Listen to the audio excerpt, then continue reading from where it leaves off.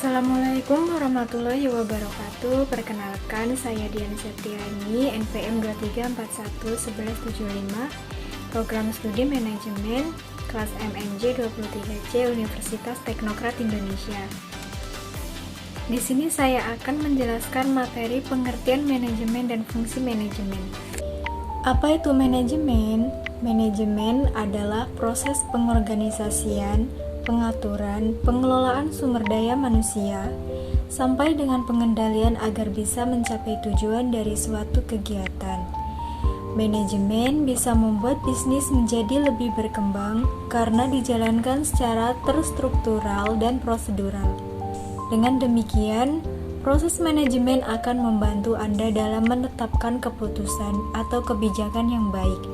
Umumnya, manajemen dilakukan oleh jabatan tinggi seperti pemilik perusahaan sampai dengan manajer.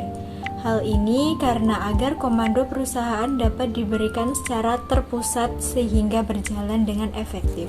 Namun, tidak menutup kemungkinan dalam pelaksanaannya seorang karyawan juga harus memiliki sifat manajemen untuk bisa mengerjakan tugas dengan baik, tepat waktu, dan sesuai dengan prosedur. Fungsi manajemen. Ada 5 fungsi manajemen yang harus Anda ketahui. Fungsi tersebut telah disebutkan oleh Henry Fayol sebagai berikut. Yang pertama, perencanaan atau planning. Perencanaan atau planning berfungsi untuk memberikan arahan, koordinasi, dan pengendalian yang baik berdasarkan rencana yang sebelumnya telah ditetapkan.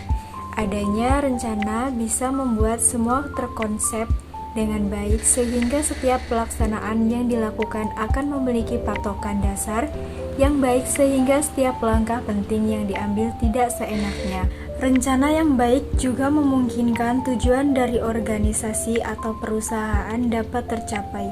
Selain itu, planning juga berfungsi untuk membuat strategi agar suatu ketidakpastian bisa menjadi lebih terarah di masa mendatang.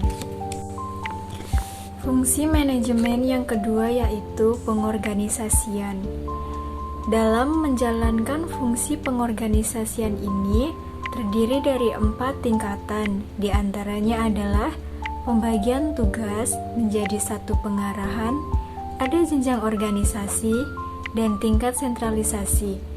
Adanya pengorganisasian akan membuat pelaksanaan tugas menjadi lebih efisien dan efektif. Kenapa harus ada sentralisasi atau sistem terpusat? Hal ini agar lebih mudah untuk mengelola organisasi.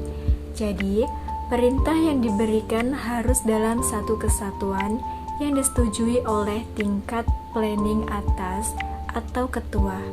Fungsi manajemen yang ketiga yaitu pengarahan. Fungsi manajemen pengarahan ini diberikan untuk memudahkan proses pelaksanaan tugas agar berjalan sesuai harapan. Pengarahan biasanya diberikan pada tingkat atas ke bawah. Contohnya, dari manajer ke karyawan, arahan ini diberikan untuk sumber daya manusia yang termasuk dalam anggota dari perusahaan atau organisasi. Adanya briefing sebelumnya juga meminimalkan resiko kesalahan yang dilakukan oleh karyawan. Fungsi manajemen yang keempat yaitu koordinasi. Fungsi-fungsi manajemen yang tak kalah penting adalah bertujuan untuk koordinasi atau menyelaraskan kegiatan. Adanya koordinasi antar divisi atau sesama divisi akan membuat tujuan perusahaan menjadi lebih mudah tercapai. Fungsi manajemen yang kelima yaitu pengendalian. Pengendalian bertujuan untuk memantau proses berjalannya suatu kegiatan. Selain itu, fungsi ini juga berguna untuk memastikan semua kegiatan yang dilakukan oleh perusahaan dapat berjalan dengan baik. Adanya pengendalian juga berguna untuk membuat perusahaan menjadi lebih berkembang. Hal ini karena pengendalian akan lebih mencegah resiko kerugian yang mungkin terjadi. Setiap tugas akan dipantau secara seksama untuk memastikan apakah sudah sesuai dengan standar atau tidak. Jadi, itu tadi penjelasan mengenai pengertian manajemen dan fungsi manajemen. Saya ucapkan terima kasih. Wassalamualaikum warahmatullahi wabarakatuh.